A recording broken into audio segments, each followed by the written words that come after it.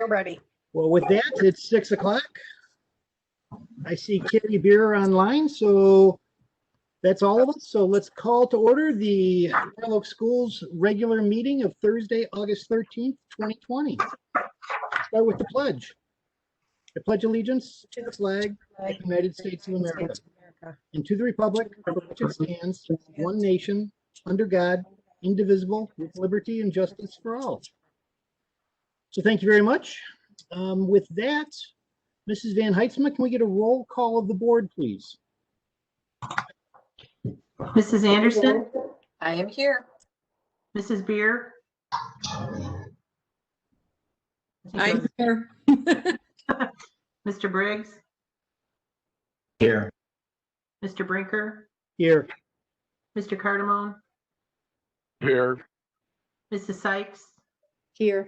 and Mrs. Van Heitzma's here. Thank you very much. Mrs. Fitzpatrick, could you introduce yourself and the administration that's online as panelists, please? I will. Thank you, Mr. Brinker. I'm Mary Beth Fitzpatrick, Superintendent of Royal Oak Schools. With us on the call tonight is my assistant, Paula Sutterfield, helping us to host this virtual meeting.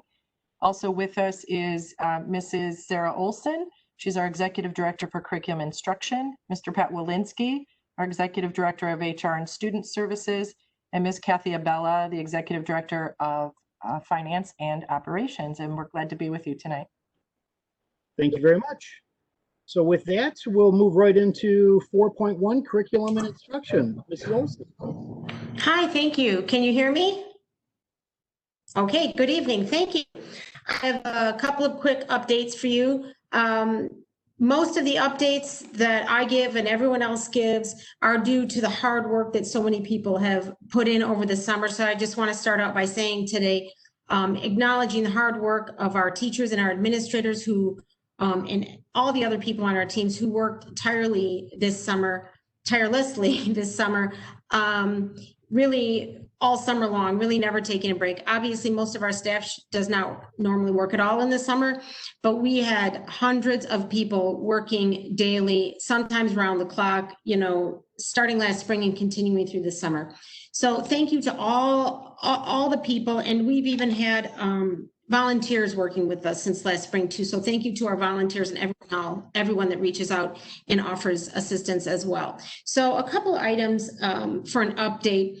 Professional development and training for both staff and resources for families is being planned right now. We were just talking to that team today that is planning professional development. As you know, from some of our reports we've had over the past month or so, all of those people I just described who've been working so hard, we were all broken up into different committees and subcommittees, trying to make sure that we had all the pieces of the fall learning plan covered and taken care of.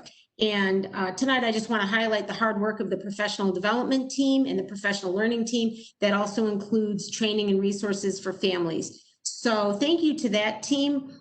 They are assembling professional learning plans for the staff right now, and they even have identified a committee that is literally devoted to parent resources for everything parents and families will need for the fall. So I just want to acknowledge that has been a highlight. That is a special team that's working literally on what families need to access the online learning and the remote learning for this fall. So they are working on that, and those will be coming out soon. Our first day back for teachers for professional learning officially will be September 1st. But before that time, teachers will be receiving logins and set up in the system so that they can start going in and looking at it.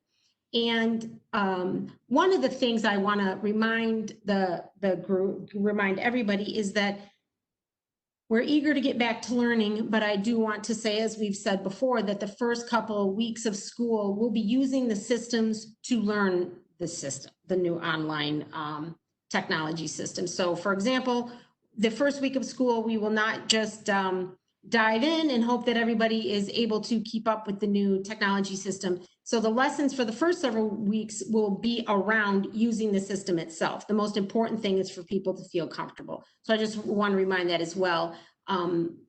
We are starting on time, but we want to use our first days back to get comfortable, getting to know each other again, and using the new resources.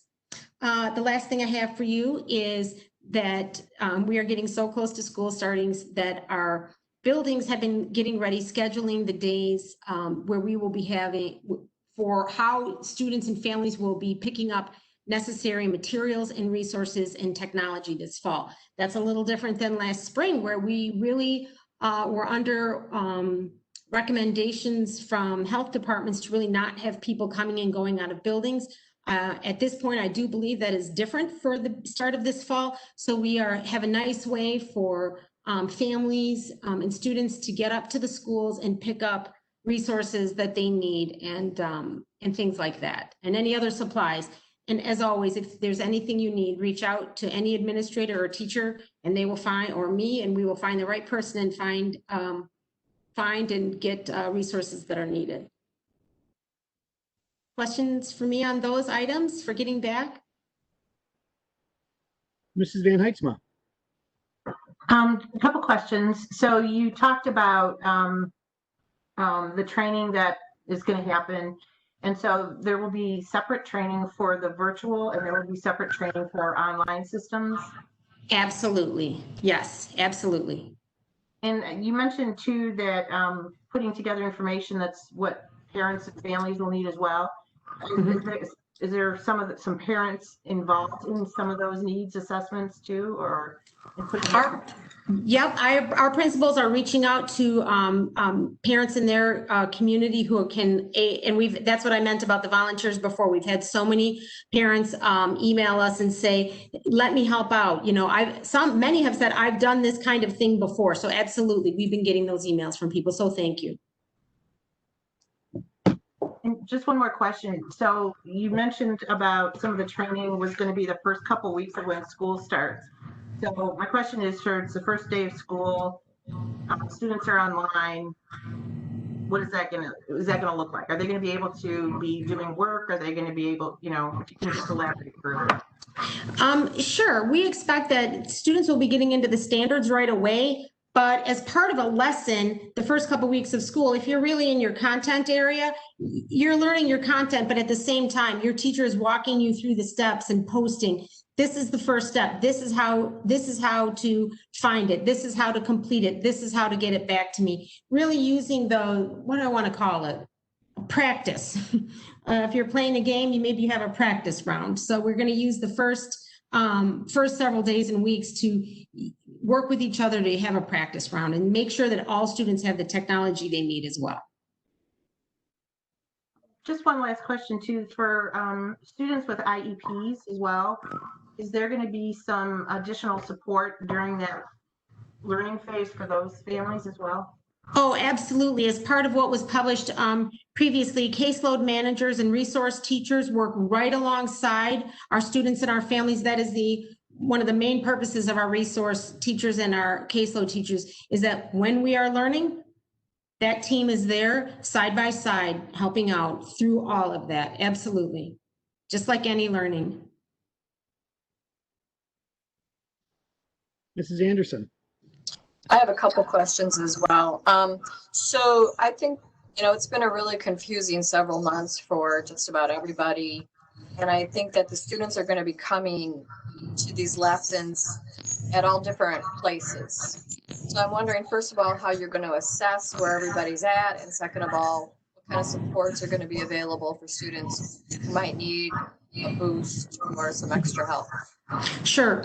Let me add to that, since the last topic was we got started on training and professional development. Let me also add that social emotional learning and connections will by far be the most important activities that occur the first few weeks of school. Lessons around building a community, building a classroom, being together, social emotional support, and things like that. So that I just want to get that into your question as well. But in addition to the good news about teaching and teachers is that every fall they do a great job of assessing where students are as they're coming back. Now, this fall is very much different than any other fall we've had, but we will be utilizing the same resources that we've always used.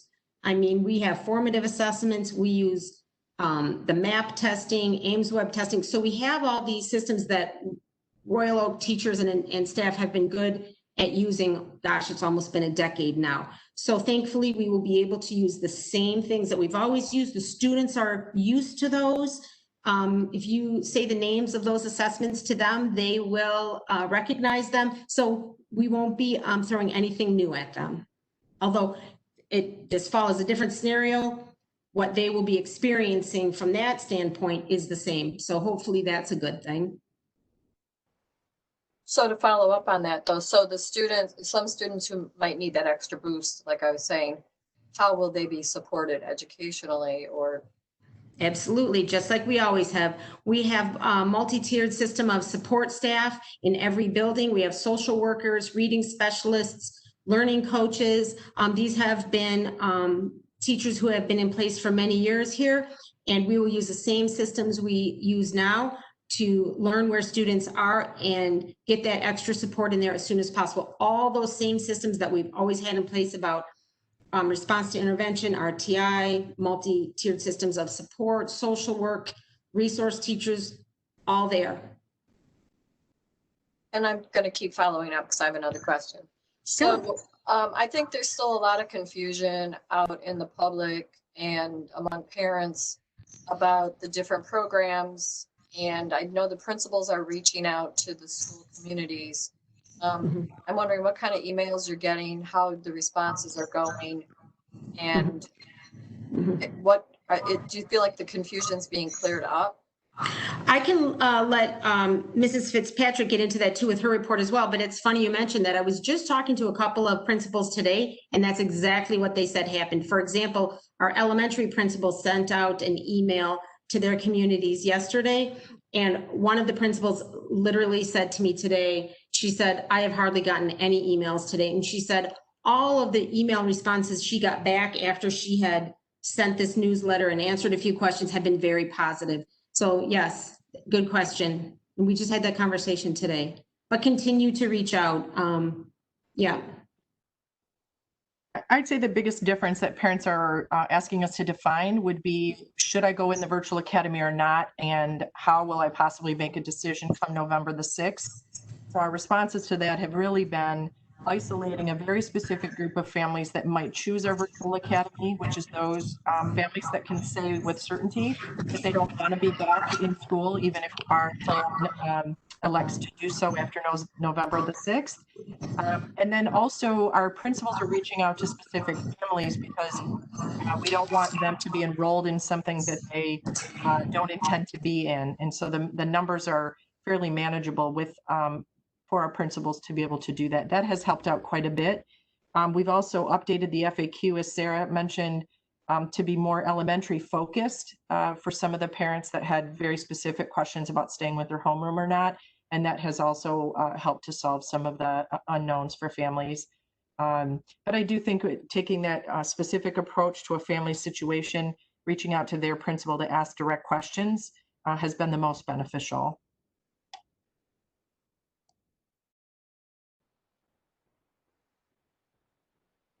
Thank you. Any other questions from the board? Mrs. Van Heitzma. I did have one more question, Mrs. Olson. I was also on another webinar, and there was a conversation brought up about an assessment for kindergarten assessment. There were some concerns in regards to that, and I wasn't certain if we are supposed to be doing that in this fall, or speak a little bit about that, please. Sure. All school districts in the state of Michigan are required to begin rolling out a new kindergarten readiness assessment this fall. In Royal Oak it is a requirement, and we began learning about it last winter and spring, and then of course spring got a little different. But there are still questions out there remaining about the timing of that assessment and the timing of that assessment. So yes, that is a state requirement. It's kindergarten readiness assessment. It's really not, and it's information for the state more than anything, but we can use it as well. It's not an assessment of learning. It's sort of an assessment to inform learning, to give us information about what needs to be taught at the kindergarten level, locally and statewide. Mrs. Heitzman, just to help answer that question. I was on a call very late today, almost ended just before this meeting, in fact. This was a topic of conversation amongst the leadership group I was with as to whether or not that will still move forward as planned, or whether they will need to make some alternate plans for that assessment, given the remote nature of all of the schools right now. So I expect that in the coming weeks, we will hear more about that from MDE. Thank you. Thank you. Any further questions for Mrs. Olson? So I see none, so we will move on to 4.2, Finance, Facilities, and Bond. Mrs. Abella. Hi, good evening, and thank you. I have 4 items on tonight's agenda. Item number 9.6 is an electrical contract award for work to be completed as part of Bid Pack 1, which is bond work. Item 9.7 is a roofing bid award for repair and replacement at multiple buildings. Item 9.8 is for a commissioning agent for work on heating and cooling systems within the district. A commissioning agent will review the design and offer comments. During the construction phase, they will observe the installation, and at the completion will perform functional testing on all the equipment. And since we have quite an investment in heating and cooling in the next couple of buildings as part of the bond, this was a recommendation that was brought to you by our construction team. And then finally, item 9.10 is a contract award for the Upton chiller. In July, the chiller at Upton Elementary had a catastrophic failure. Due to the timeliness of having the chiller operational, Policy 6320 gives the superintendent authority to purchase goods and services needed to keep the school in operational condition. And that purchase needs to be brought to the board at the next scheduled meeting. So that item is for your review on tonight's agenda. All 4 of these items were discussed last week during Finance and Facilities, and the board was presented with all the documents and had an opportunity to ask questions. Before I proceed with the next part of my presentation, are there any questions regarding the 4 items on the agenda this evening?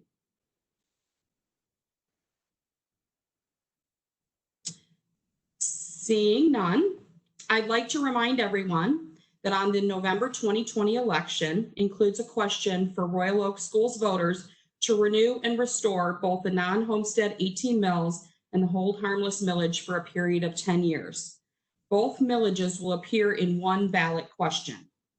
The state of Michigan expects that we collect the full amount of both the non-homestead millage as well as the hold harmless millage. The state does not make up for it if we do not collect it through this voter approved millage. The non-homestead millage is for non-homestead properties, so it is not for the resident's primary home. The hold harmless millage is levied on primary residences and will be restored to its previous level of 3.4 mils. We collect $851 per pupil with this millage, which this year the levy is 2.29 mils on the homes. Both of these millages have been in place since 1994. These two millage rates combined generate $23 million for the general operations of the district. That $23 million represents 46% of the revenue of our foundation allowance, or the general operating revenue for our district. The foundation allowance in the 2019-2020 year was $9,118 per pupil. Of that amount, $4,220 is collected locally and stays locally with these levies. Without these millages, our foundation allowance would be reduced to $4,898 per student at the 2019-2020 levels. We still do not know what our 2020-2021 foundation allowance will be until the state of Michigan completes their budget, but we do expect a loss of approximately $650 per student. The loss of this funding could cause the district to have to cut programs, increase class sizes, lay off staff, and cut services. The ballot language has already been approved by the Board of Education during the July 2020 meeting and has been submitted to be placed on the ballot. Are there any questions before I move forward with my bond update? All right, seeing none. I have some items to share with you this evening. Are you seeing the presentation? Okay, great.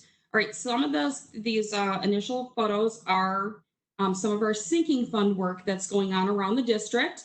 This is a picture of the new parking barriers at Keller Elementary. And in case you're a little concerned because the color sort of blends into the parking lot and the building, maintenance has installed some reflective tape so it's easily seen as you come across the parking lot, but we think that that's really going to help with some of our parking at Keller Elementary. We also had a partial roof replacement at Royal Oak High School over the kitchen area. That's a picture of that job completed now. In addition, we had some replacement of some roof over the pool area at Royal Oak Middle School. And here's a picture of that work that has been completed. There is some ongoing brick restoration work at Royal Oak Middle School, and this is one view of that ongoing work. And then this is one of the areas that has already been completed, and you can see how nice that looks. That work, like I said, is still ongoing. And then the next set of photos are our bond work that we work with McCarthy Smith, TMP, and LaCole Planners. The two buildings that we're working on this summer are Royal Oak High School and Oakland Elementary. This is pictures from Royal Oak High School, some exterior doors that have been replaced around the building. In addition, here's a classroom. We've done the teaching wall. You can see the new screen and the whiteboards and the new furniture in all of the classrooms.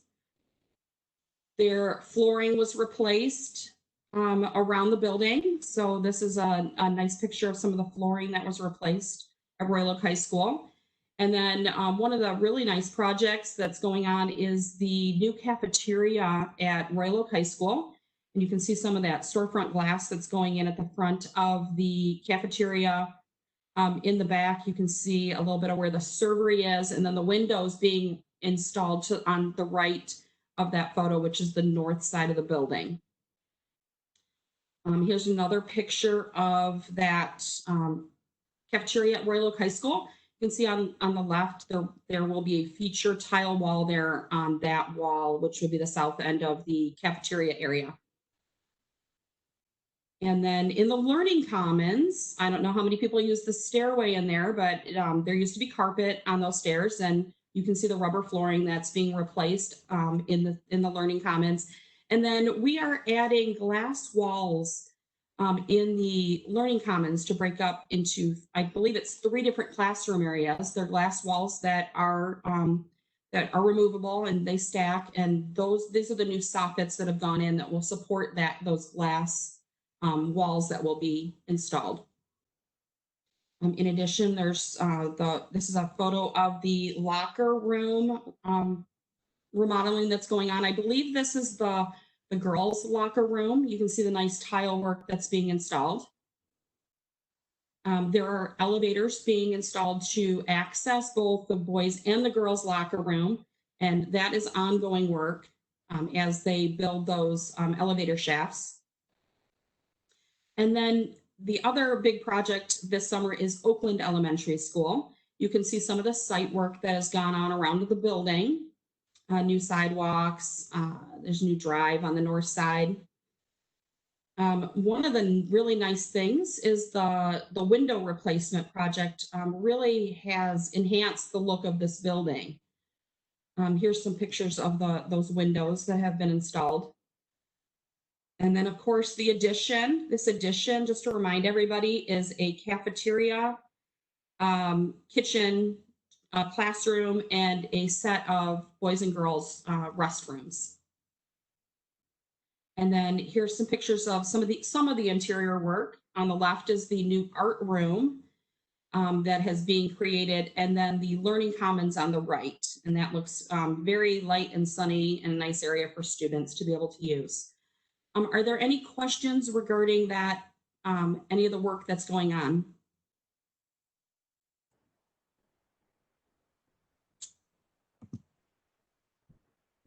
Kathy, Mrs. Van Heitzman. Just if you could just touch on if all of our schedules are on track for completion dates at this point.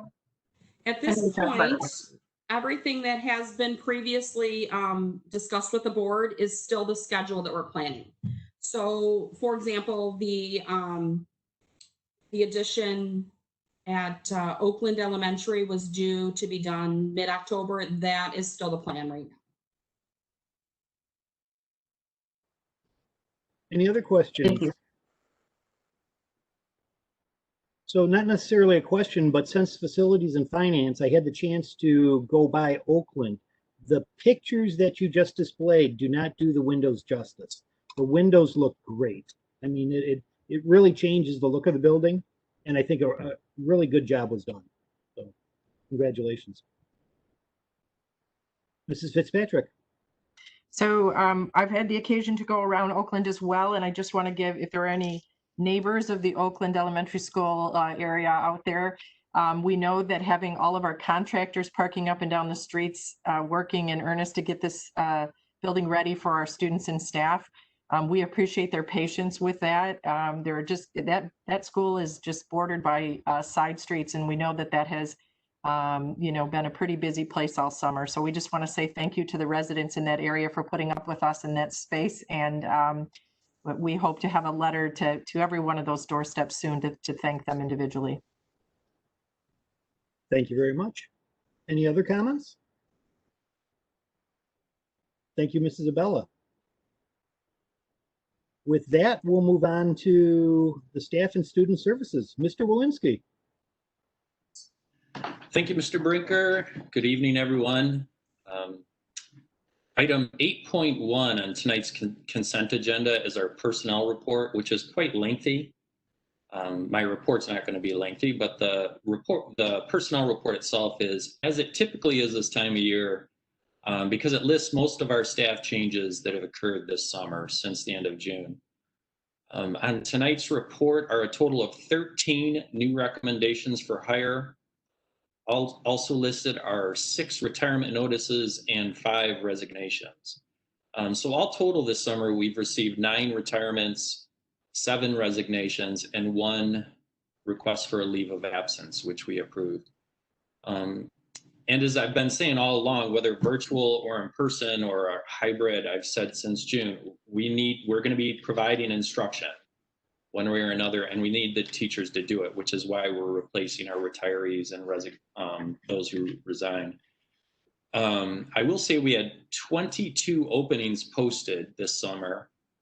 We filled 18, but because 5 of them were filled with internal candidates who moved to a different position, we have posted 27 positions. So all total, we've conducted over 150, close to 200 now, virtual Zoom interviews with candidates. So I want to recognize our principals for their work in that effort, as well as our teacher volunteers who do this voluntarily and are not paid to do so. We have 9 positions left to fill this summer, which sounds like a lot, but 3 of them should be filled by Tuesday of next week.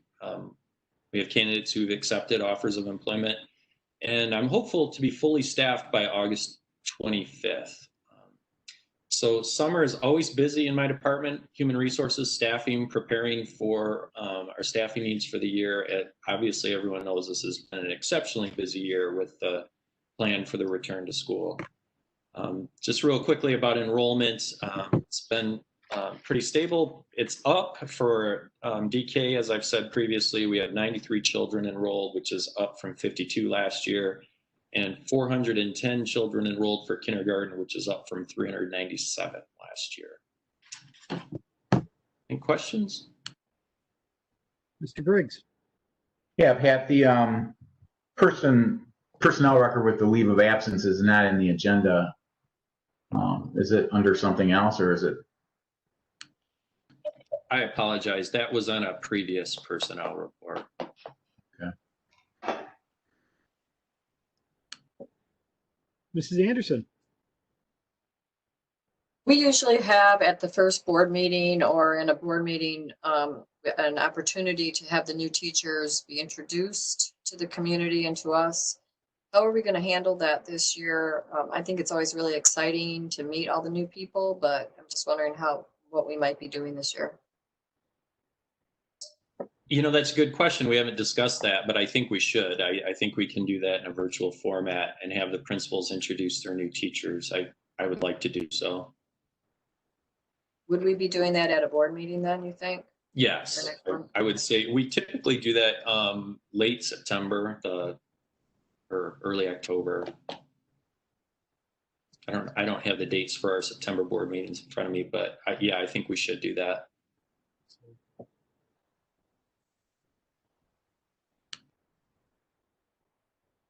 Any other questions for Mr. Walensky? Mr. Walensky, on the agenda, there's a couple of readmissions. Did you want to address those now, or did you want to talk about those later? Sure, I can address that now. As you know, sometimes students are suspended or expelled from school. We had 3 last year that happened about mid-year. We always give students the opportunity to apply for readmission. Our readmission committee met with each student separately and their families, and we feel pretty confident that it's appropriate to allow them to readmit to the Royal Oak School District, that it's safe to do so. Discipline is a learning experience for kids. Quite often kids make mistakes and get in trouble, and at a young age, hopefully they can redeem themselves, rehabilitate themselves, and get back into school, which is the reason for our recommendations tonight. Thank you. And on that readmission committee, there are 3 board members also, and also involved with other members of the staff too. That's correct. Carrie Beer, Allison Sykes, and Marianne Van Heitzma are on the committee, and we had 2 building administrators on the committee and myself. Thank you very much. Any other questions for Mr. Walensky? I see none. Thank you very much. With that, we will move to item 4.4, cultural competence engagement. Mrs. Fitzpatrick. Oh, thank you very much. On behalf of our committee, I just want to again extend an invitation, an open invitation to members of the community, our parents, and of course our staff members as well that would like to join us in the work. That work is being planned virtually throughout the month of August, where we've now broken up into 4 working committees on our topics of professional development, curriculum development, our hiring practices, and the retention of staff, as well as supporting students in responding to student behavior and discipline. Those, again, will meet virtually through the month of August.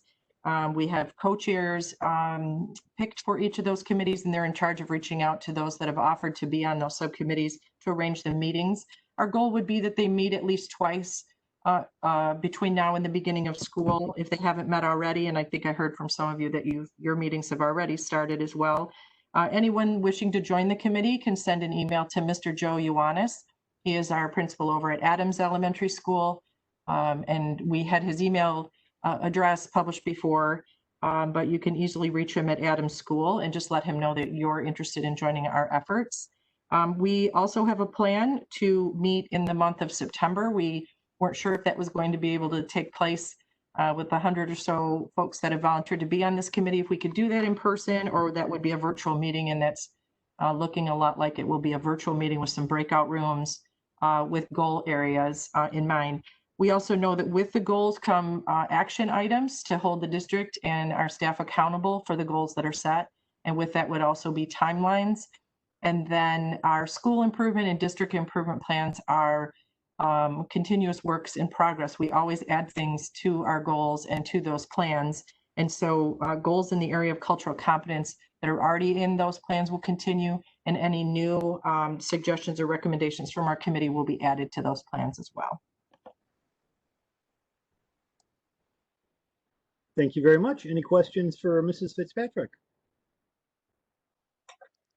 Mrs. Fitzpatrick, I know you said we're shooting for a meeting in September. Do you have a sense of when, or is that going to be a survey that goes out to families with a series of dates that might work?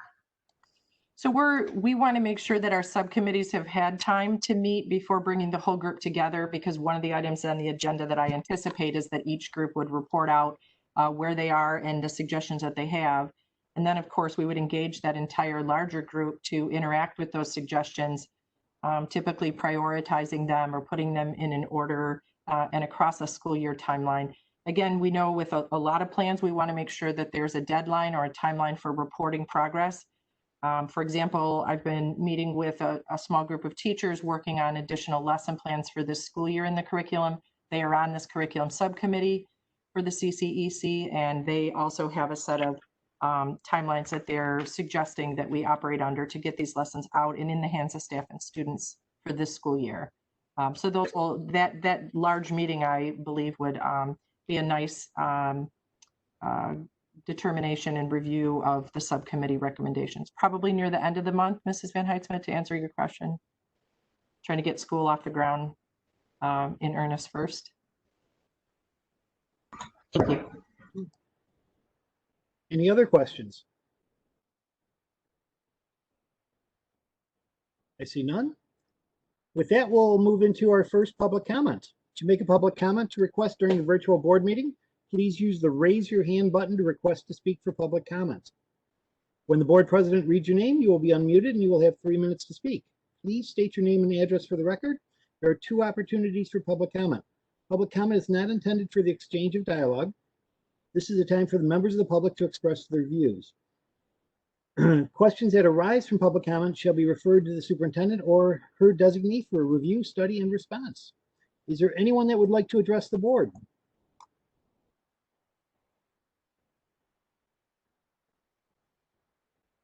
I see Stephanie Bald. Oh, hi. Hello. I just have a question. And it's in regards to when teachers are absent, who will be managing the classrooms that are online, and specifically also during the times that IEP meetings are going to be taking place. Because I do know that teachers are required, homeroom teachers are required to be in attendance for those meetings. And then my next question would be, why are we spending the first few weeks for teachers to get comfortable with the program or tool that we will be using for online? Why aren't the teachers being given access to learn in advance and provide work instructions to parents that can actually assist their student prior to the first day of school? I'm a proactive parent, and I like having the knowledge and being able to provide it to my student and child beforehand. So I just, even if this is something that could be passed out to other parents to get prepared for the school year that would like it, because my child does have an IEP, so she did not do well with the tool that we used last semester for Seesaw. So I would just like to spend my time actually allowing her to learn rather than focusing on how to use the tool while we're in school, because we aren't going to be in attendance in person and it won't be evaluated until November 6th. So then we hit November 6th, and then 2-3 weeks later, we go on Thanksgiving break, and then a couple weeks later, we go on Christmas break. So as much knowledge as can be passed out to the parents ahead of time would be actually greatly appreciated. And that's all I have. Stephanie, thank you very much. Could you state your name and address for the record, please? So my name is Stephanie Bald, and I am at 3178 Merrill, and my child attends Upton. Thank you so much. No problem. Melanie Macy. Hi, my name is Melanie Macy, live at 729 North Wilson. I have 2 kids at Roms and 1 at Keller. I'm on the Cultural Competence Engagement Committee, and I've been attending every meeting of that group and its predecessor moving forward for the last 3 years. I appreciate Ms. Fitzpatrick's update today. And I do understand that the school district is hard at work dealing with this sort of unexpected and overwhelming public health crisis of COVID-19. But I really don't want us to lose sight of the critical issues in our schools surrounding racism, which Governor Whitmer has recently declared as its own public health crisis. I did see the school board put forth a letter that details some of the work being done at the district, but to be honest, it felt like an inadequate response to the open letter from RAMPA, which had a very detailed list of concerns and demands, some of which have come up repeatedly over the last 3 years in these meetings. I have had the opportunity to hear from some board members. I've seen some meetings, and I know that many of you share the goals that motivated this letter from RAMPA. And when everyone appears to agree on this end goal, it can be really frustrating that there's this disconnect. It's really incumbent on the board to listen to these students and parents who are speaking their truths about their experiences in Royal Oak schools and calling for very specific, reasonable actions to make our schools safe and welcoming for all students. I hope that the district can move to center their voices in the conversation about diversity and inclusion in the district. In that light, I'm calling on the school board to hold a special meeting or a workshop to sit down and engage with RAMPA above and beyond what can be done at a meeting where individuals are unable to dialogue with the board. I know dealing with 2 public health crises at once is an incredible challenge. The district would clearly benefit from hiring an expert trained in diversity, equity, and inclusion in the K-12 systems to lead this work in a more permanent fashion. Such a director could arrange an equity audit of the district to help organize and direct the district's efforts. Perhaps this doesn't feel like the right time to begin doing this work, and really it isn't. In my mind, it should have been done a long time ago. So let's just get started now. Thank you. Thank you. Tricia Ferguson. Hi, my name is Tricia Ferguson. I live at 14 Wyandotte, and I have a child at Adams Elementary, and I am also responding to the school board's letter to RAMPA that was dated August 5th, 2020. I have several questions regarding that letter, and I would like to request a special meeting with the board so that it gives parents the opportunity to ask questions and we have a more of a dialogue versus just comments during a regular school board meeting. Thank you. Thank you.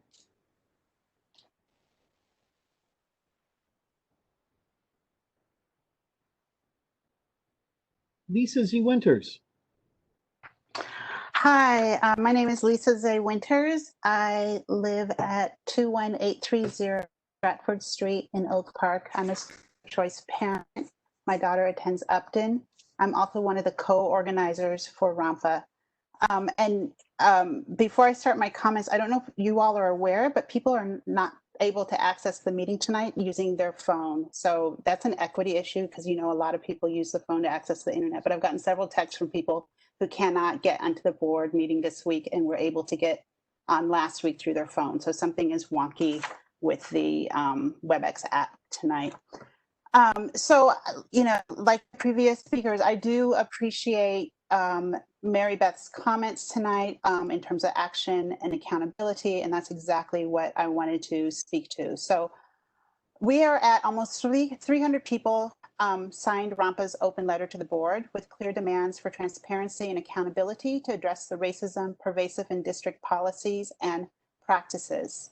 The letter reflects what RAMPA and our allies have been asking the district for going on 4 years now. The board needs to respond by holding a special board meeting specifically to address the problems RAMPA identifies and make a plan to remedy them.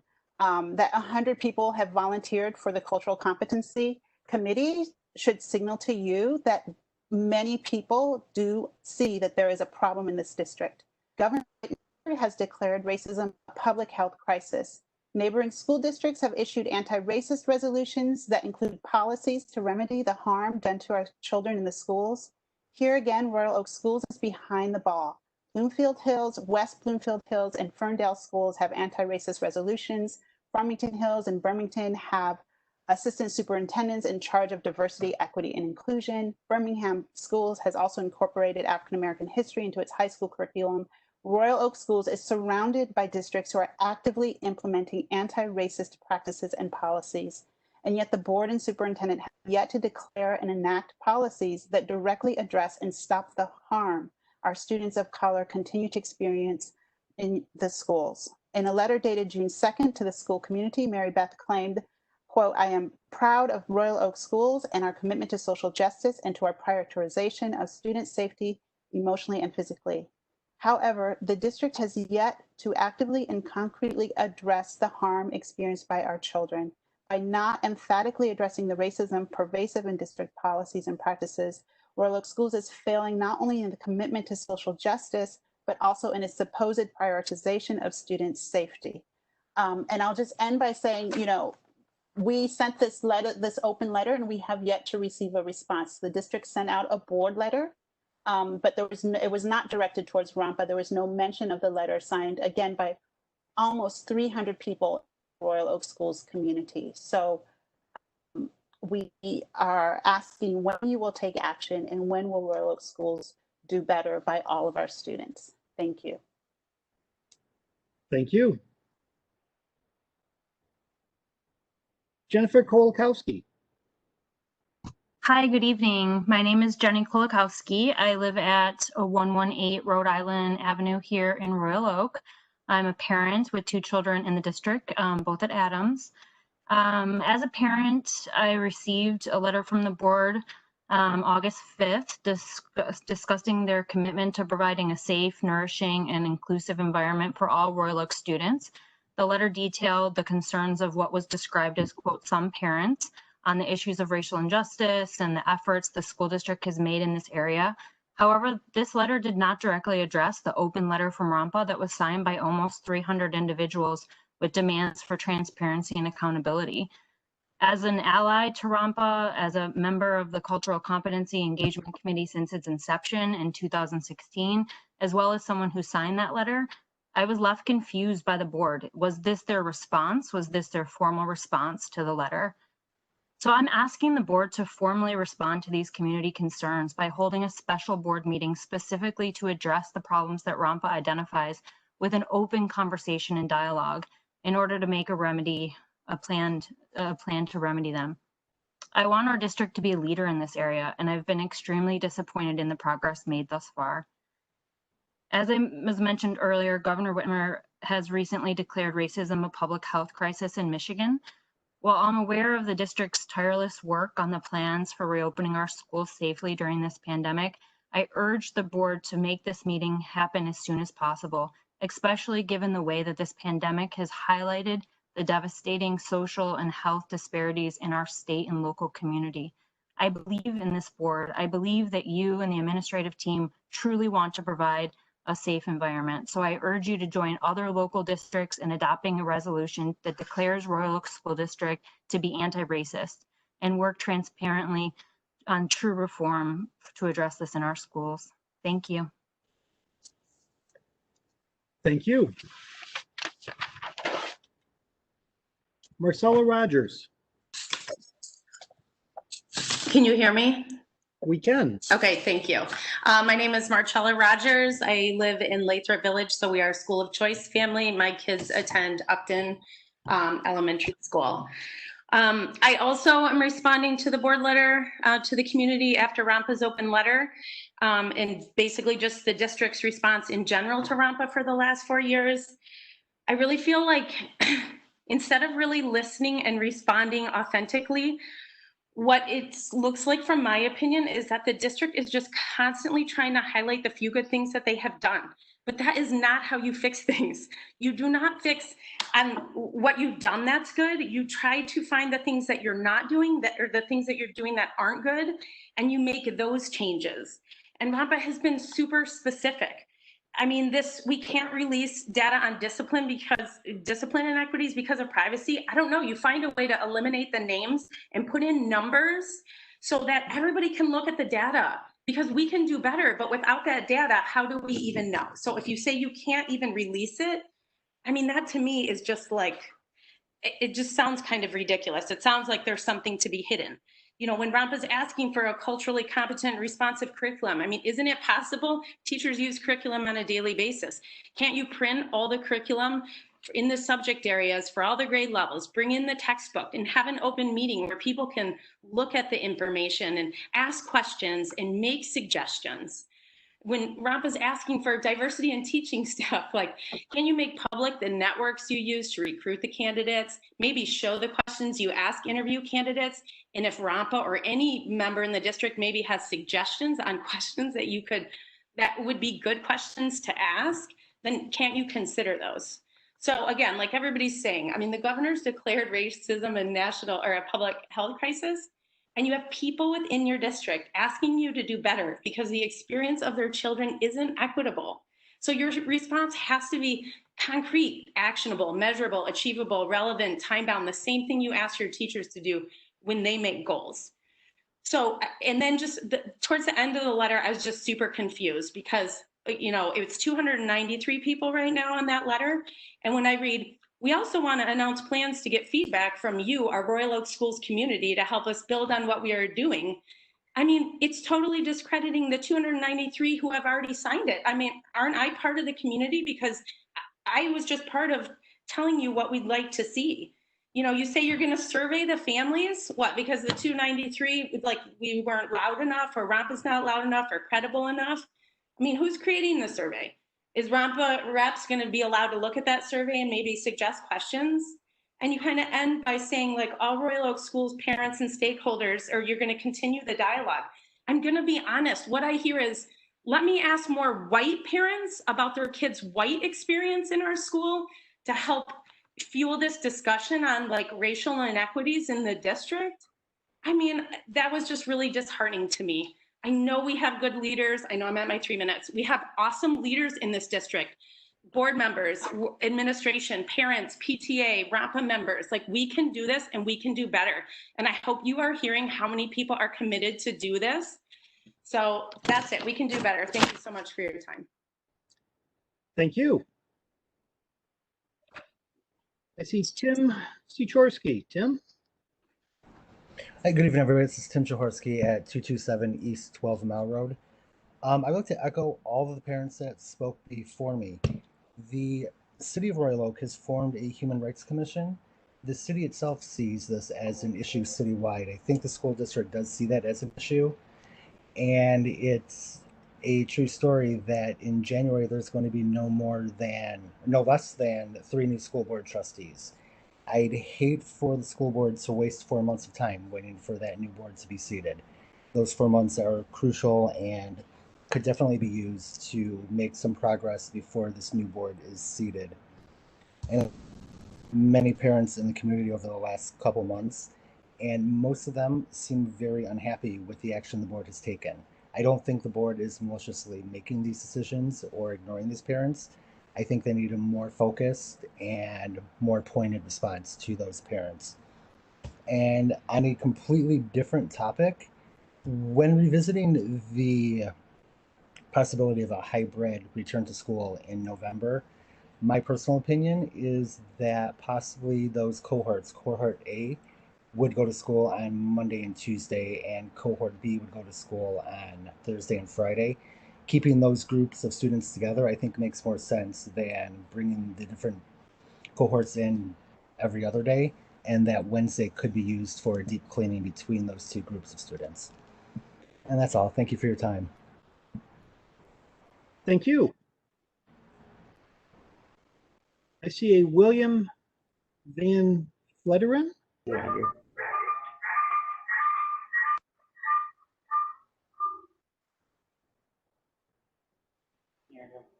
Hello. Hello, William. Yes. My name is Bill Van Fletteren, and I live in Royal Oak 1205 Smith. And I just want to say, you guys are doing the very, very best you can. And I think we all need to take a deep breath, kind of look at history, our rich history, and realize, when big things happen, like the Depression or whatever, FDR threw a lot of things at it, and with time, we get through it.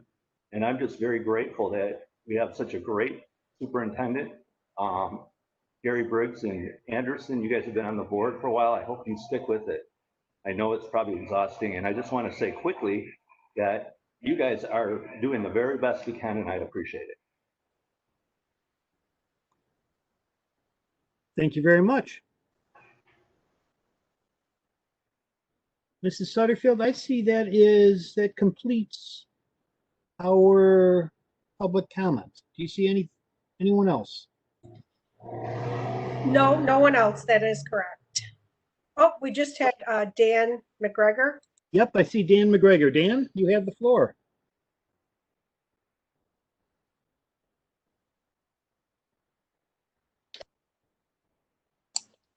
Okay. Hello, can you guys hear me? Yes. Hello, this is Dan McGregor. I live at 135 South Vermont Avenue. I have an incoming kindergartner into Keller. And I guess, it's more of a question. I know this isn't for an interaction, but, as it relates to the decision last week to go to an all virtual school opening, I'm curious if there was some type of a metric that was involved in making that decision from the letter on, I believe it was August the 6th. It doesn't appear that there was. It just referenced the difficulty navigating the situation, as well as an increase in cases. So since it didn't appear to be any specific thing used to make that decision, I'd be curious what would be the logic or possible metrics used in November if that was going to change. And I'm just a little bit concerned with that decision. It doesn't seem like the data and statistics and logic and everything supports that decision. And I guess the last comment would be is I'm not really sure what parents at this point are expected to do, especially parents of single parent households or those that are maybe have the lowest amount of resources and ability to make special accommodations. So I hope that was considered in making that decision. Thank you, guys. Thank you. I see Victoria Castilla. Castilla. I just, hi everyone. I hope everyone's safe. I just want to reiterate other parent points. I'm sorry, my address is 2317 Star Road, Royal Oak. I have 2 children in the district. I have a rising 11th grader and a rising 7th grader. I really, really, really want this work to go forward, and I have been involved with the RUMPA work and the district work since it started in 2016. And at this point, I don't know if I have to adopt more children to keep continuing the work, but it is something that's really vitally important. The demographics have changed. The student body has changed across the nation. It's 85% minority now. We are not reflecting that in our district, and it's really piecemeal, and like we're barely getting a seat at the table is how it feels as a parent. And I just want this to go forward. And my patience is running very, very thin at this point, and it's very frustrating. And if it's going to take till my last one graduates, this has to happen. And I just want to make sure that we are all on the same page with that, because this is our community and we want it to be better.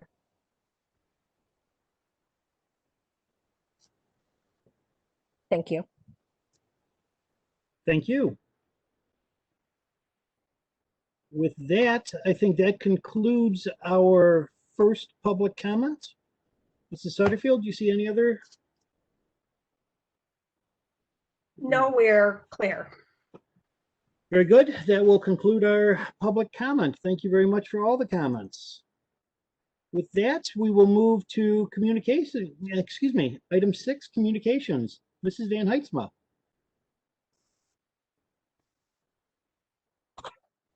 Hello. We've had a few communications to the board since the last meeting. Danielle Doan, in regards to the workshop that we hosted. Danielle Paholsky, excuse me, back to school plans. Jennifer Humphrey, back to school plans. Rosemary Benda, back to school plans. Sherry Gittinger, back to school plans. Marcella Rogers, questions on return to school on behalf of Upton PTA. ROEA/South Oakland MEA, return to school plans. Allison Kettlewell, return to school plans. Jennifer Swiskowski, excuse me, return to school plans. Megan Waldron, return to school plans. Brandy Colo, return to school plans. Lisa Zawinters and Danielle Atkinson, ROMPA, were organizers on behalf of ROMPA, Diversity, Equity, Inclusion, Discipline in Royal Oak Schools. Heather King, work permits. Eleanor Woodward, return to school plans. Alice Woodward, return to school plans.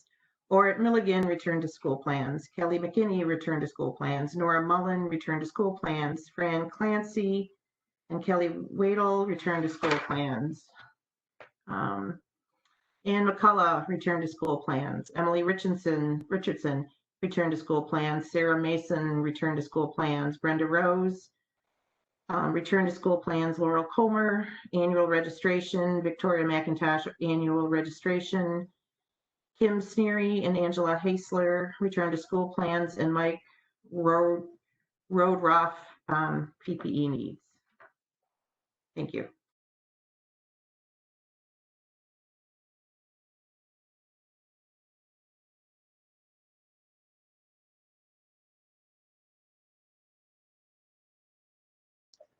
I'm sorry. Thank you very much, Mrs. Van Heitzma. That will take us to item number 7, the superintendent's report. Mrs. Fitzpatrick. Thank you, Mr. Brinker. One of the items I'd like to call to your attention that are on would be on our agenda this evening is item 9.1 is the COVID-19 preparedness and response plan. You'll recall that back in the spring when schools closed, we were required within the first few weeks of closure to work on a plan to submit to the Michigan Department of Education and to our governor, which was a set of assurances for how the needs of the students in the community would be met through the unexpected school closure through June. Likewise, with the return to school plans, there is this new report, which is the preparedness and response plan, and it's a direct response to the governor's return to school roadmap. That is being handled by the different committees that you heard Ms. Olson refer to earlier that have worked all summer. What's before you tonight is the copy of that preparedness plan that we will be submitting with your approval this evening to our Oakland Intermediate School District, Oakland Schools, tomorrow. And then in turn, they review that plan, seek any clarification or changes that might need to be made, and then on our behalf, present it to the state of Michigan for approval. As soon as that is received, we would then post it to our website. For those of you that have been on our website recently, you'll know there's a few special pop-ups that come up regarding the return to school plans as well as COVID-19 responses. And so we'll make sure that the approved document is posted there. I think it's important to note, though, that the plan, while it gives a set of assurances to the governor and it validates the fact that we've taken into consideration the many pages of safeguards that need to be in place, there are many, many more details regarding teaching and learning that will be presented by the district for families.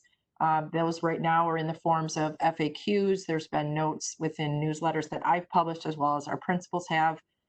Set student schedules and a close look at a typical day for a student in the fall. All of those documents are beginning to go out to our families. We will then pull all of those together to make sure they're in a single document in a single place for reference, including the questions around the virtual academy, how families can secure technology that might be needed in their home to address teaching and learning in the fall, as well as access to other supports from our Royal Group, Blessings in a Backpack, our meals program, et cetera. So the preparedness plan is meeting the needs to get our, the basics of our plan up to the governor's office.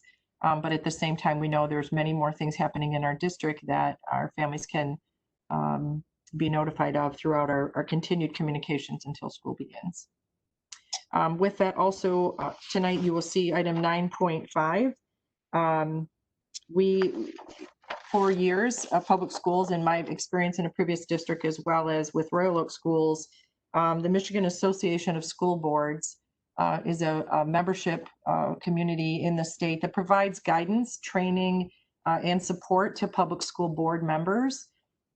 Each year, our board renews that membership in order to continue that relationship and utilize all of the resources that group has to offer. I will say that as superintendent, there have been many times where they've put on seminars and webinars that I've attended to just learn more about how schools are running in different facets of the job every day, as well as our school board members that have taken advantage of those trainings as well. So that renewal is, again, item 9.5 on the agenda tonight.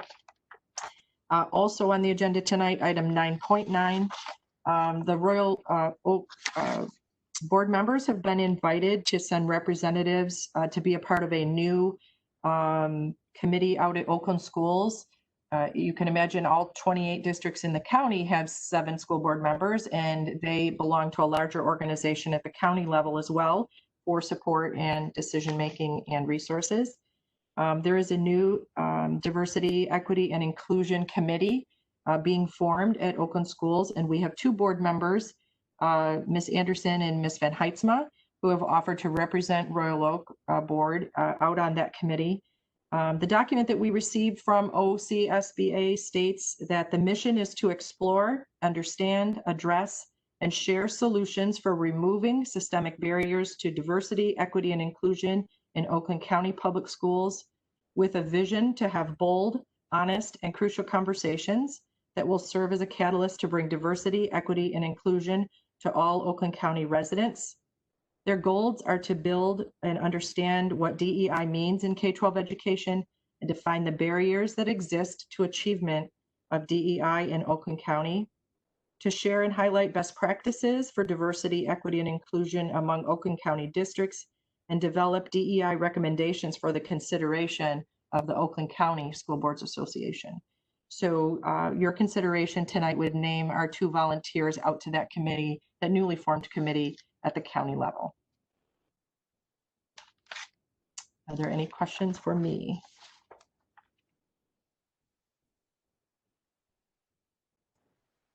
Any questions for Mrs. Fitzpatrick? Mrs. Anderson? It's not really a question, it's a comment on being named to that committee. I just think that we can collaborate with the other districts and bring back new, fresh ideas, or and I just think it's great that we're all going to be able to get together and talk about these things and what's going on in our own districts, and like I said, get ideas from other districts. Thank you. Mrs. Van Heitzma.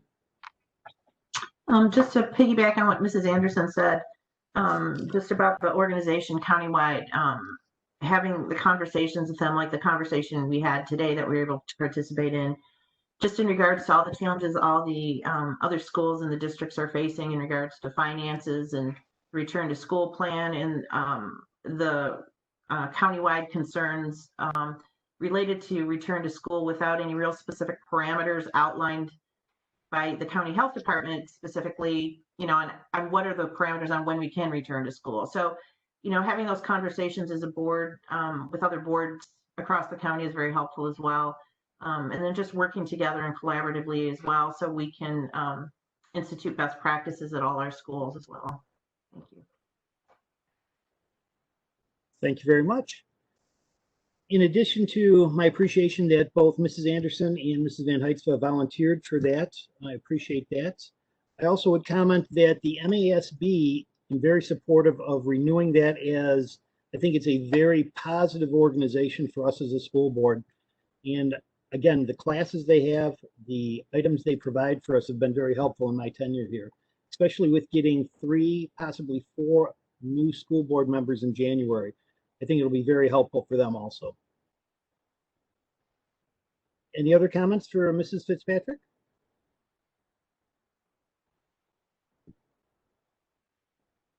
Does that complete everything, Mrs. Fitzpatrick? The only thing I would add, Mr. Brinker, is that in addition to our materials pickup by families, I know that each of our schools are also committed to creating the orientation type of activities for back to school. A question was asked tonight about welcoming and introducing our new staff, which we will follow up on for a board meeting virtually, but we may also be creating something that we can post online to make sure the greater community meets our new staff as well, and take advantage of some video skills by some of our staff. But the principals are committed to working on how to bring students back together to meet their classmates and meet their teacher without that face-to-face presence that we may have been able to count on in the past. So I know that those are goals that each of our principals have as well. Thank you very much. Mrs. Van Heitzma. There was something I meant to ask this earlier, so I apologize. Mrs. Fitzpatrick, on the other board call that was today with the other school districts, a comment came up about the challenges some were having on getting Chromebooks. So as the demands for the online instruction for Chromebooks, that there's been some delays in some of that receiving those Chromebooks. Do we anticipate having any problems, or are there some delays out there in getting what we may need for the students? So the answer is yes and no. So yes, there are delays if you're placing orders for new Chromebooks, but for us in Royal Oak Schools, we're fortunate in that we have Chromebooks at nearly a 1-to-1 rate already in our schools, and those will be the ones that we're deploying to students to take home. So any order that we would place at this time would be to replace those eventually coming in. So we'll get in line and place our orders as needed, but for right now, we are able to meet the demand of our families by using existing technology devices. Also, I know we had discussed last week the new laptops for the teachers at the high school. Are we okay with the rest of our staff and their equipment needs for fully remote? So I'll defer to Ms. Olson to answer that, but the regular cycle is that the high school was up for review and our other teachers are following the cycle that they've had. There may be 1 or 2 things that we need to replace for specific staff members, but overall, the plan that's in place for the high school is the most necessary right now. That is correct. It's a 5-year cycle, as I'd mentioned previously. And so this year was the high school's time to have those refreshed. As always, when we, and it's no surprise, we do have laptops that have issues. So obviously we work with our teachers individually when they need a new laptop or if something goes wrong. Thank you. Any other questions? So I see none. That'll take us to the consent agenda. Currently, the consent agenda consists of 8.1 personnel changes, 8.2 payment of expenses, 8.3 minutes. Anything else that the board would like to add to the consent agenda? Mr. Briggs.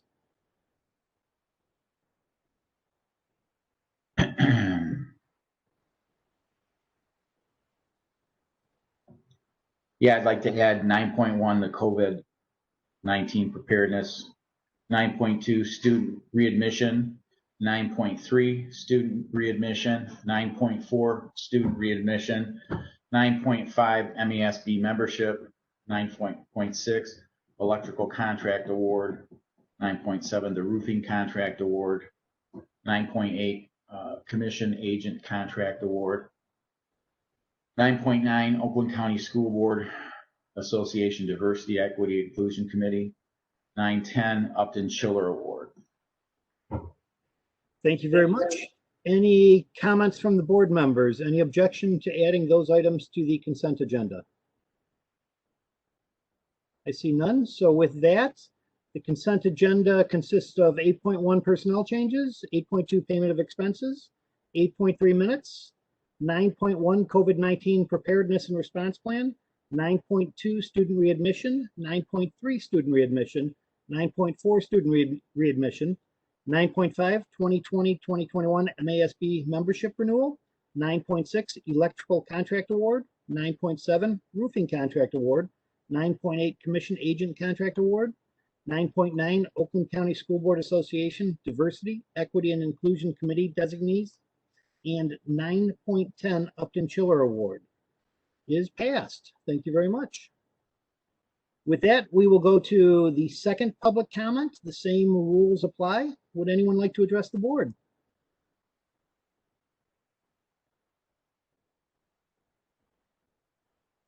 I see a Tricia Ferguson. Tricia? Hi, Wyandotte. I have a question regarding hires. I believe it was Mr. Walensky's report on position.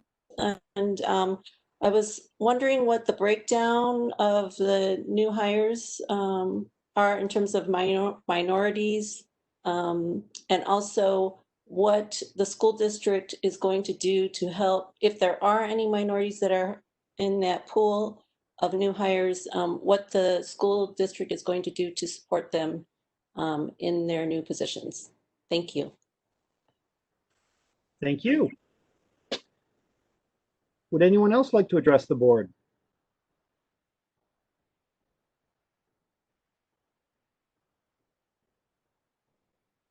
I see none. Mrs. Sutterfield, do you see any other? I do not. So with that, we will close the second public comment and we'll move on to item 11, board comments and liaison report. Any board comments? Mrs. Anderson. Just real quickly, our COVID response plan, that will be posted on our website as well, or people find that? Yes, that will, it'll go up on the tab. It's a requirement after it's approved from the state. We have to have the date and the signature, and then it'll be posted on the website. Thank you. I know, Mrs. Fitzpatrick, that there was, and we did talk about this, the communications that the principals are sending out to the schools with just more information on the school plans. Have all of those gone out? I know a couple of the elementaries I saw that they had sent out some communications. What is the plan on kind of explaining more about, you know, a day in the life of the student or something of that nature? So I know the elementary principals work together to get that out. I believe the newsletters were all going out yesterday or today. I believe the high school communication is tomorrow, as well as the middle school in the next day or two as well. Student schedules, as I said, for the high school would be picked up just before school starts, but I believe the information in these newsletters is more what parents are looking for kind of an overview of how the day will go and the pace that their students will need to keep with live instruction and recorded.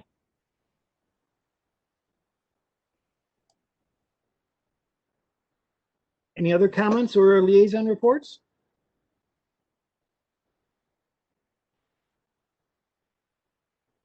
I see none. With that, I appreciate all the comments and the attendees. The next meeting, the Facilities and Finance, will be virtual at 6 p.m. on September 3rd, and the next board meeting, September 10th at 6. With that, we move to item number 12, adjournment. We are adjourned. Thank you very much.